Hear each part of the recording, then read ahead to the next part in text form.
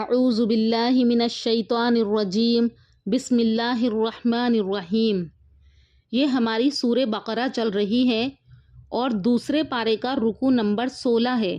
رکوع نمبر 16 کی آیت نمبر 243 اور 244 دیکھیں گے کہ ان آیات کے اندر اللہ تبارک و تعالیٰ نے بنی اسرائیل کے کون سے واقعے کو ذکر فرمایا ہے۔ ان آیات کا ترجمہ اور اس کی تفسیر شروع کرنے سے پہلے میں مناسب سمجھتی ہوں کہ آپ کو وہ واقعہ سنا دوں جس واقعے کے تحت اللہ تبارک و تعالیٰ نے یہاں پر نبی کریم صلی اللہ علیہ وسلم کو مخاطب کر کے کہا ہے، کیا آپ نے نہیں دیکھا تھا ان لوگوں کو جو اپنے گھر سے موت کے ڈر سے نکل گئے تھے، حالانکہ وہ لوگ ہزاروں کی تعداد میں تھے۔ تو یہاں پر اللہ تبارک و تعالیٰ نے ان لوگوں کا یعنی بنی اسرائیل کے واقعے کا ذکر کیا ہے۔ تو اس واقعے کو شروع کرنے سے پہلے آپ کو یہ بات سمجھ لینا ضروری ہے کہ موت اور زندگی جو ہے وہ اللہ تبارک و تعالیٰ کی تقدیر کے تابع ہے، یعنی موت نہ ہی تو آگے ہو سکتی ہے اپنے وقت مقررہ سے اور نہ ہی پیچھے آ سکتی ہے۔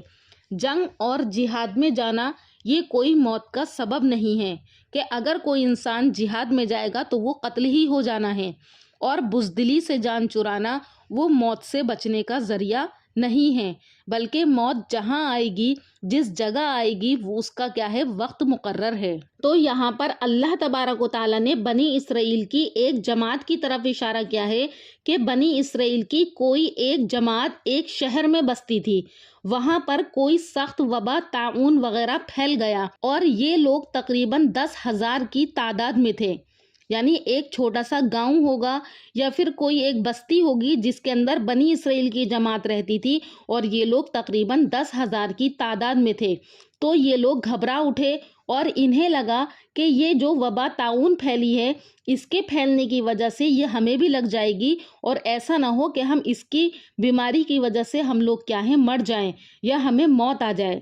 یعنی وہ لوگ موت کے خوف سے اس شہر کو چھوڑ کر سب کے سب 2 پہاڑوں کے درمیان چلے گئے۔ وہاں پر 2 پہاڑوں کے درمیان ایک بہت بڑا میدان تھا، وہاں جا کر کیا ہے، یہ لوگ اپنے خیمے وغیرہ گاڑ کر یا اپنا کچھ انتظام کر کے رہنے لگے۔ تو اللہ تعالیٰ نے ان پر اور دنیا کی دوسری قوموں پر یہ واضح کرنے کے لیے کہ موت سے کوئی شخص بھاگ کر جان نہیں چھڑا سکتا، تو اللہ تعالیٰ نے فوراً 2 فرشتوں کو حکم دیا اور ان کو بھیج دیا۔ جب وہ دونوں فرشتے آئے تو وہ دونوں فرشتے میدان کے دونوں سروں پر آ کر کھڑے ہو گئے، جہاں پر یہ لوگ کیا ہے، آ کر رکے تھے، اور دونوں فرشتوں نے کوئی ایسی آواز دی جس سے سب کے سب ایک ہی وقت میں کیا ہے، ایک ساتھ مر گئے، ایک شخص بھی زندہ نہیں رہا۔ تو آس پاس کے لوگوں کو جب اس واقعے کی اطلاع ہوئی تو فوراً لوگ وہاں پر پہنچے ان لوگوں کو دیکھنے کے لیے۔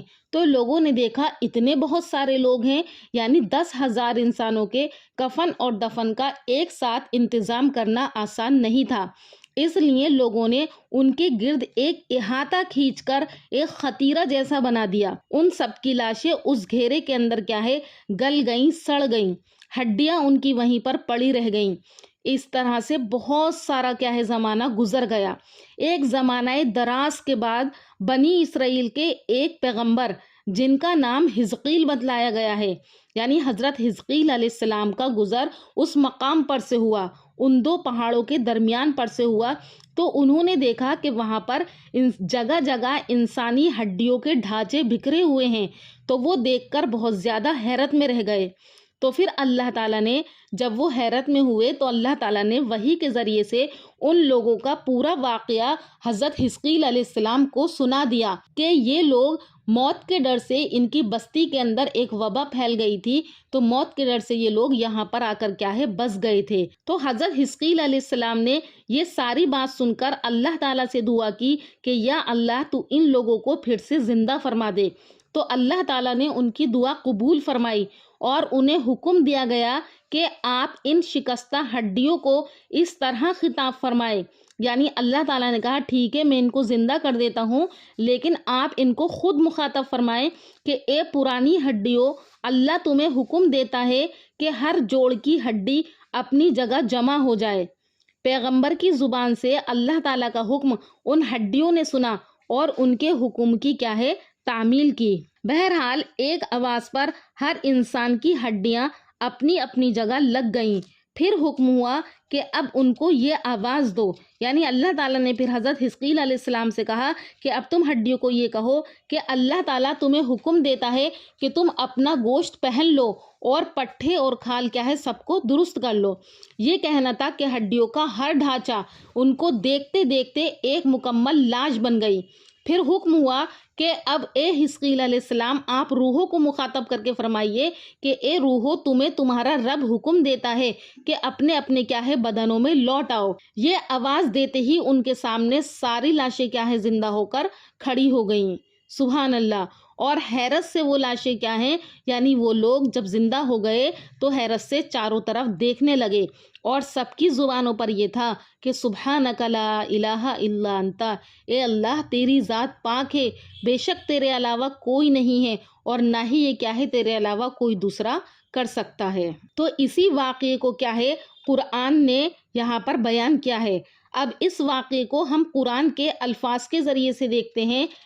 قرآن میں اللہ تبارک و تعالیٰ نے نبی کریم صلی اللہ علیہ وسلم کو مخاطب کر کے فرمایا کہ علم ترا، کیا آپ نے نہیں دیکھا، الی الذین، ان لوگوں کو، خرجو، جو کہ نکلے تھے، من دیارہم، اپنے گھروں سے، وہم الوف، اور وہ ہزاروں تھے، یعنی مفسرین نے ہزاروں میں ان کی تعداد کیا ہے 10,000 بتائی ہے۔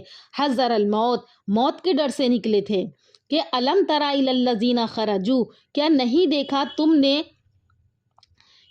دیکھا تم نے ان لوگوں کو، خرجو، جو کہ نکلے، من دیارہم، اپنے گھروں سے، وہم الوف، اور وہ ہزاروں تھے۔ کس طرح نکلے اپنے گھر سے؟ حذر الموتی، یعنی موت کے ڈر سے نکلے۔ فقال لهم اللہ موتو، تو اللہ تبارک و تعالیٰ نے فرمایا ان کے لیے کہ مر جاؤ تم سب کے سب۔ ثم احیاہم، پھر اللہ نے کیا ہے ان کو زندہ کر دیا۔ ان اللہ لذو فضل علی الناس، بے شک اللہ تبارک و تعالیٰ بڑا فضل کرنے والے ہیں لوگوں کے حال پر۔ ولکن اکثر الناس، لیکن اکثر لوگ کیا ہے لا یشکرون، وہ شکر نہیں کرتے ہیں۔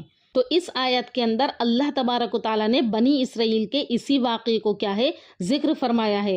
اور آگے اللہ تبارک و تعالیٰ کا ارشاد ہے وقاتلو، یعنی اس واقعے پر غور و فکر کر کے کہ اللہ تعالیٰ سب کچھ کر سکتا ہے۔ وقاتلو، تم لڑو، فی سبیل اللہ، اللہ کے راستے میں، وعلمو، اور تم جان لو، ان اللہ سمیع علیم، کہ بے شک اللہ تبارک و تعالیٰ کیا ہے خوب سنتا ہے اور جانتا ہے۔ یعنی جہاد کرنے اور نہ کرنے والوں کی باتیں کیا ہے اللہ تعالیٰ سنتا ہے اور ہر ایک کی نیت کو جانتا ہے، اور پھر اس کو اس کی نیت کے مطابق کیا ہے اللہ تعالیٰ بدلہ ضرور دے گا۔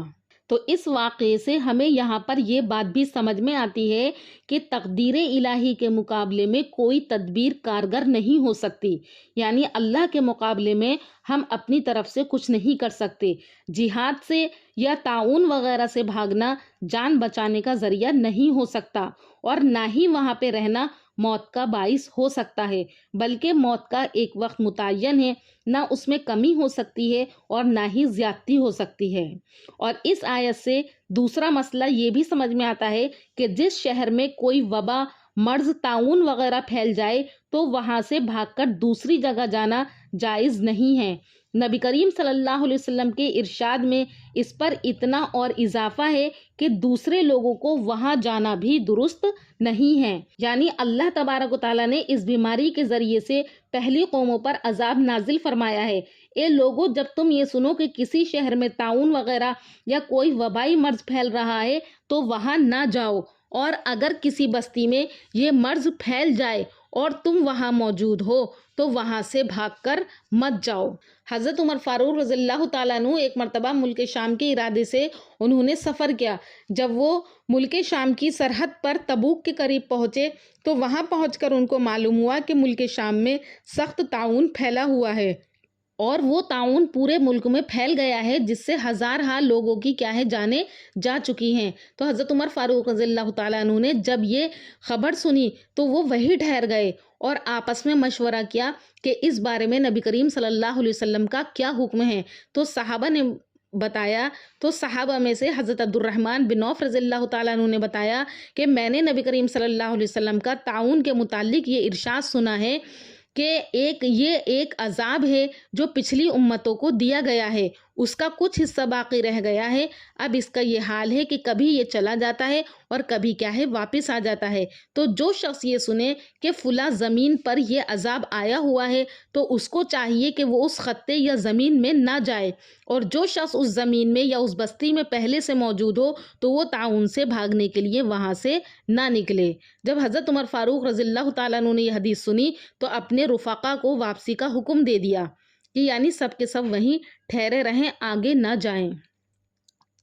تو نبی کریم صلی اللہ علیہ وسلم کے اس ارشاد سے ہمیں معلوم ہوا کہ جس شہر یا بستی میں طاعون وغیرہ وبائی امراض پھیلے ہوئے ہوں تو باہر والوں کو وہاں جانا ممنوع ہے، اور وہاں کے رہنے والوں کو اس جگہ سے موت کے ڈر سے بھی بھاگنا کیا ہے، وہ منع ہے۔ تو ان آیات کے اندر اللہ تبارک و تعالیٰ نے بنی اسرائیل کی اسی بستی کے لوگوں کو مخاطب کر کے نبی کریم صلی اللہ علیہ وسلم کو فرمایا، کیا آپ نے نہیں دیکھا، کیا آپ کو یاد نہیں ہے کہ وہ لوگ کس طرح سے اپنی بستی سے نکلے تھے موت کے ڈر سے، لیکن اللہ تعالیٰ نے کیا ہے ان کو پھر موت دے دی اور پھر ان کو زندہ کر دیا۔ تو یہ آیت، تو یہ واقعہ جو ہے اللہ تعالیٰ نے فضل کیا ہے ہمیں بتا کر، تاکہ یہ واقعہ ہمارے لیے عبرت بن جائے اور ہم اس سے نصیحت حاصل کریں۔ جو وقت مقرر کر دیا ہے اللہ تعالیٰ نے موت کا، اسی وقت پر موت آئے گی، ہمیں اس بات پر کیا ہے یقین رکھنا ہے۔ امید کرتی ہوں کہ آپ کو اس آیت کی تفسیر اور اس کی تشریح اور اس کا ترجمہ اچھے سے سمجھ میں آ گیا ہوگا، اور ان آیات سے نکلنے والی کیا مسائل ہیں وہ بھی اچھے سے سمجھ میں آ گئے ہوں گے۔ انشاءاللہ اس سے آگے کی آیات اور ان کی تفسیر لے کر حاضر ہوں گی اگلی ویڈیو میں۔ تب تک کے لیے اللہ حافظ۔